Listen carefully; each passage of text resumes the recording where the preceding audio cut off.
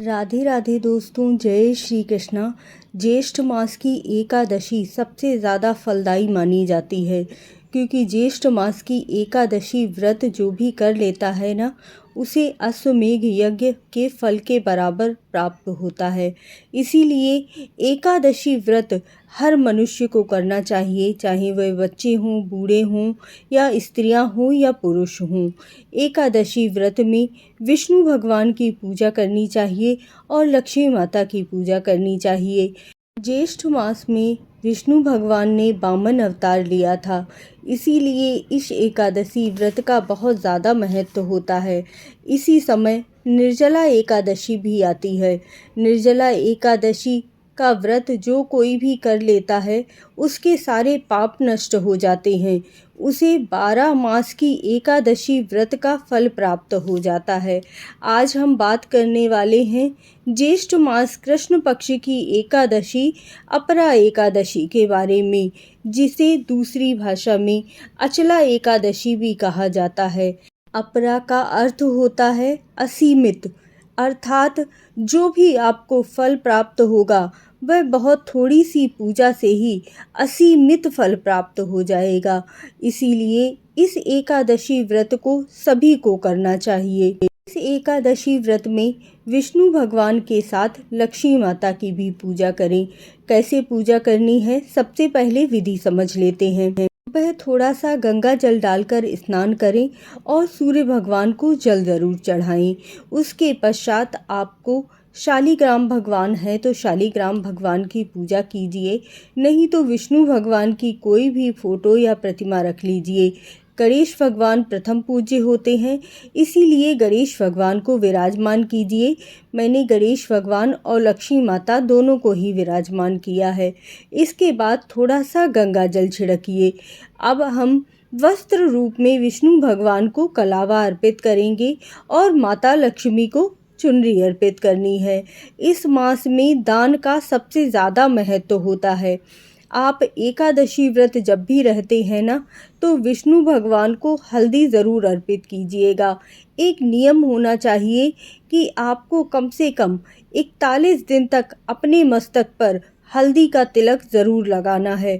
अगर आप लगातार 41 दिन तक ऐसा कर लेते हैं तो आपका सोया हुआ भाग्य भी जागृत हो जाता है और विष्णु भगवान की आप पर विशेष कृपा होती है। इसीलिए विष्णु भगवान को, गणेश भगवान को, लक्ष्मी माता को आपको हल्दी, चंदन और कुमकुम का तिलक ज़रूर लगाना है और इसके पश्चात अपने मस्तक पर तिलक लगाइएगा।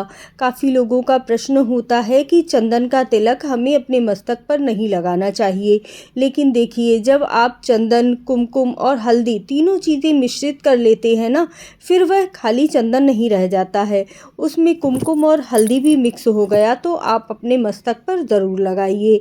इसके बाद विष्णु भगवान को पीले रंग के पुष्प अर्पित कीजिए। पीली रंग की मिठाई हो तो मिठाई अर्पित कीजिए। मेरे पास बताशे थे तो मैंने बताशे का भोग लगाया है। इसके साथ ही आप केले का प्रसाद भी विष्णु भगवान को अर्पित कर सकते हैं। आपके पास जो भी फल हो, आम है तो आम भी अर्पित कर सकते हैं। हाँ, एक चीज़ ध्यान रखिएगा कि गुरुवार व्रत में आप केला नहीं खा सकते हैं, लेकिन एकादशी व्रत में केले का सेवन करना मना नहीं बताया गया है। एकादशी व्रत के साथ ही आपको एकादशी माता की कथा पढ़ना बहुत ही आवश्यक होता है। जब भी हम एकादशी का व्रत रहते हैं ना, तो उसके साथ तुलसी माता की पूजा करना बिल्कुल मत भूलिएगा। तुलसी माता की पूजा कीजिए, लेकिन इस दिन जल मत अर्पित कीजिएगा, क्योंकि तुलसी माता स्वयं ही विष्णु भगवान के लिए इस दिन व्रत रहती हैं। आप उस दिन तुलसी माता पर सिंदूर, कुमकुम और हल्दी अर्पित कर सकते हैं। इसके साथ ही तुलसी माता की 11 परिक्रमा करने से आपके जीवन से सारे कष्ट और सारी परेशानियां दूर हो जाती हैं। इस दिन तुलसी माता पर आपको कलावा ज़रूर ही अर्पित करना है और उनके पास ही बैठकर विष्णु भगवान के इस मंत्र का अगर आप 108 बार चैंट कर लेते हैं तो विष्णु भगवान आपकी सारी मनोकामनाएं पूरी कर देते हैं और धन संबंधी कोई भी परेशानी हो तो उसे समाप्त कर देते हैं। मंत्र स्क्रीन पर है, ओम नारायणाय विद्महे वासुदेवाय धीमहि तन्नो विष्णु प्रचोदयात्। ओम, मुझे भगवान विष्णु के नाम का ध्यान करने दो। हे भगवान वासुदेव, मुझे उच्च बुद्धि प्रदान करो और भगवान विष्णु मेरे मन को प्रकाशित और प्रबुद्ध करें। इस तरह से आपको इस मंत्र का जाप कम से कम 108 बार ज़रूर ही करना। इसके पश्चात पूजा में आई हुई त्रुटियों के लिए क्षमा याचना हमें भगवान से ज़रूर ही करनी चाहिए। यह तो पूजा की बात हो गई। अब हम बात करते हैं व्रत के नियमों की। इस व्रत में सबसे ज़्यादा पवित्रता का, शुद्धता का और नियमों का ध्यान रखना आवश्यक होता है। आपको इस व्रत में किसी भी प्रकार से चावल का सेवन करना, बैगन, मसूर की दाल, अगर व्रत नहीं भी रह रहे हैं ना, तब भी इन चीज़ों का सेवन आपको भूलकर नहीं करना चाहिए। इस व्रत को करते हुए मिथ्या भाषण करना, झूठ बोलना, चुगली करना या किसी भी प्रकार से लड़ाई झगड़ा या वाद विवाद में पड़ने से आपका व्रत खंडित हो जाता है। आपको मांस मदिरा का सेवन, तंबाकू, बीड़ी, सिगरेट आदि का सेवन भी नहीं करना चाहिए। एकादशी व्रत के दिन सिर नहीं धुलना चाहिए और ना ही बालों में तेल लगाना चाहिए।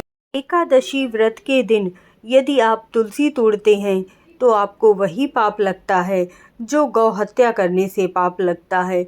इसीलिए इस दिन तुलसी नहीं तोड़नी चाहिए। फलाहार करके ही इस व्रत का करना चाहिए।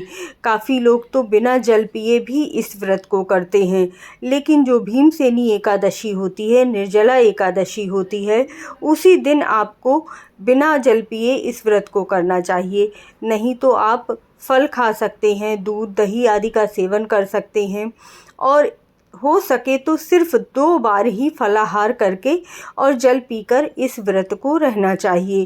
पूरा दिन भगवान विष्णु के नामों का जाप करना चाहिए और संध्या के समय भी तुलसी पूजन करके और विष्णु भगवान की पूजा करके अपने व्रत को पूर्ण करना चाहिए। एकादशी व्रत को करने का जितना ज़्यादा नियम होता है, उतना ही पारण समय का भी विशेष महत्व होता है। एकादशी व्रत का पारण हमेशा द्वादशी तिथि पर ही करना चाहिए और द्वादशी समाप्त होने के बाद अगर आप एकादशी व्रत का पारण करते हैं तो आपका एकादशी व्रत पूर्ण नहीं होता है। जो कृष्ण पक्ष की एकादशी पड़ रही है, उसका पारण समय रविवार को 24 मई को प्रातः 5:29 से 8:11 पर है। अब आप देखिए कि इसी दिन शनि प्रदोष व्रत भी पड़ रहा है। अगर आप प्रदोष व्रत और एकादशी व्रत दोनों ही करते हैं, तब आप 1 चावल का दाना और 1 तुलसी का पत्ता लेकर निगल लीजिएगा। ध्यान रखिएगा उसे चबाना नहीं है और उसके पश्चात आप अपना प्रदोष व्रत शुरू कर सकते हैं।